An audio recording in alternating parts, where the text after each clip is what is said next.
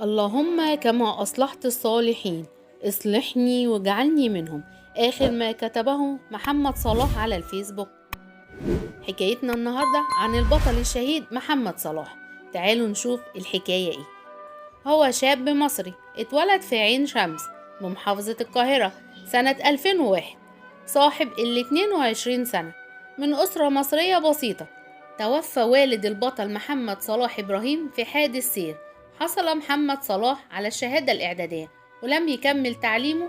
دخل محمد الجيش وكان جنديا يخدم ضمن مجموعته في قوات الأمن المركزي المتمركزة بشمال سيناء. السبت 3/6/2023. المكان معبر العوجة على الحدود المصرية مع إسرائيل. استشهاد البطل الجندي محمد صلاح ومقتل 3 عناصر من جنود الاحتلال الإسرائيلي وإصابة 2 من الجنود الإسرائيليين.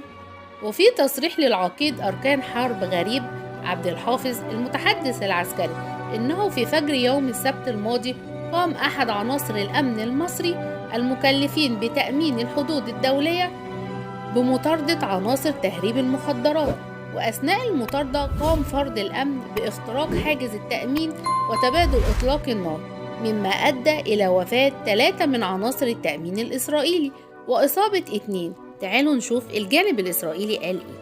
إذاعة الجيش الإسرائيلي قالت إن الجندي المصري يعرف المنطقة جيدا، وأنه دخل وتمكن من الوصول إلى المنطقة، وأنه خطط مسار التسلق وحدد موقع الجنود والذي يبعد 150 متر عن باب الطوارئ داخل السياج، وإن إطلاق النار الأول وقع في حدود الساعة 6 صباحا، وعند وصول قوات لتغيير خدمة التأمين بعد 2 ساعات قبيل الساعة 9 صباحا تفاجؤوا بجثث القتلى.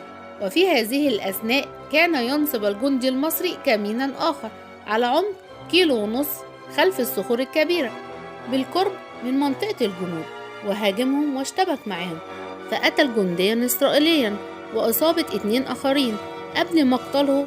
وتم رصد الأمر من قبل طيارة مسيرة حتى تصبح حصيلة القتلى 3 جنود إسرائيليين. وأشارت الإذاعة العبرية والتي أكدت في بيان نبأ وفق مصادر رسمية أن الجندي المصري محمد صلاح كان بحيازته سلاح كلاشينكوف و6 مخازن من الرصاص يحتوي كل منهم على 30 رصاصة وسكين ومصحف.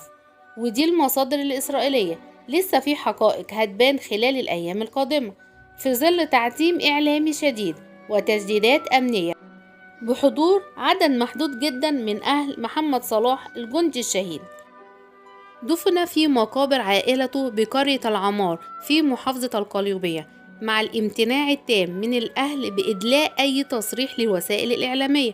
وعلى خلفية الأحداث الراهنة وردت أقوال أن تسليم جثمان الشهيد محمد صلاح كان مشروطا بعدم تشييع جنازة خاصة به أو كتابة كلمة شهيد على قبره.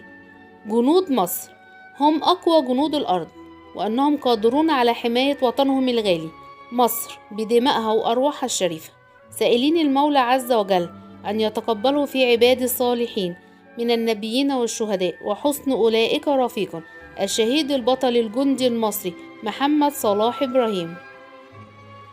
ما تنسوناش في اللايك والكومنت، ولو عجبكم الفيديو فعلوا زر الجرس.